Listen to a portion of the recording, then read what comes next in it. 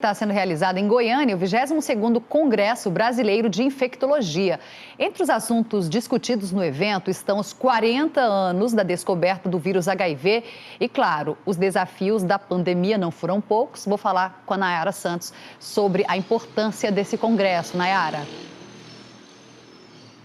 Pois é, Suelen, eu já vou começar a entrevista então. Nós vamos conversar ao vivo agora com o doutor Alexandre Naime, que é infectologista e também consultor da Sociedade Brasileira de Infectologista.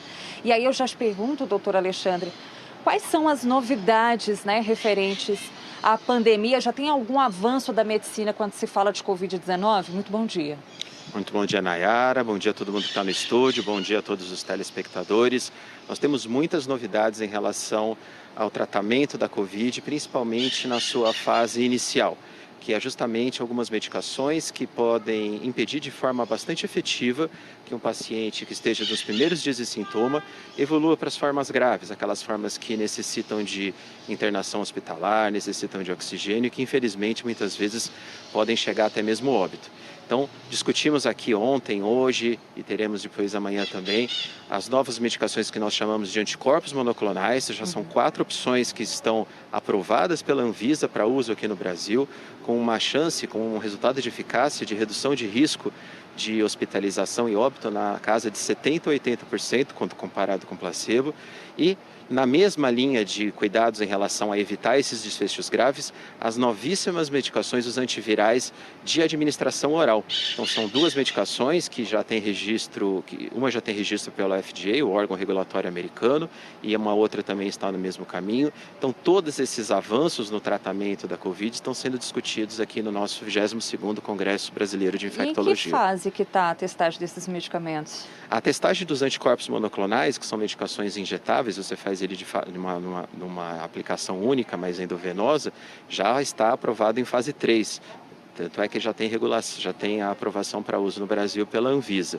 E agora a discussão toda é a incorporação pelo SUS. Nós precisamos que essas drogas, além de poderem ser compradas, são drogas que são bastante caras, têm um custo elevado, mas que isso possa ser levado ao SUS. Então, gestões junto à Conitec, ao Ministério da Saúde, estão sendo feitas.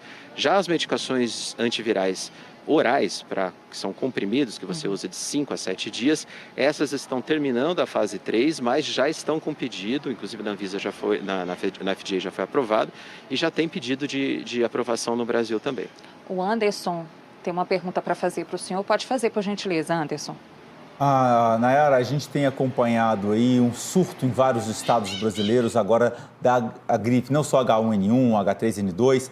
Então, esse surto da gripe que a gente está vivenciando agora em meio a uma pandemia de Covid, Como evitar isso? Qual a orientação aí desse trabalho dos infectos com relação também mais esse problema em meio já a uma pandemia? Ótima pergunta, Anderson. O que aconteceu foi que durante a pandemia, obviamente todas as atenções ficaram ligadas em relação à Covid e a taxa de vacinação para a influenza, para a gripe, ficou muito baixa no Brasil. Tem locais onde a taxa de vacinação não chegou a 30%, 40%. Isso aliado à flexibilização que está acontecendo. Então agora nós temos várias atividades que antes não estavam permitidas, as pessoas estão se encontrando mais, infelizmente muitas vezes não usando máscara, promovendo aglomeração, fazem com que outros vírus respiratórios, como o vírus da influenza, circulem. O que nós estamos tendo de problema agora no Brasil, um surto bastante importante do influenza H3N2, que é um vírus que não tem uma proteção boa com a vacina que nós temos aqui.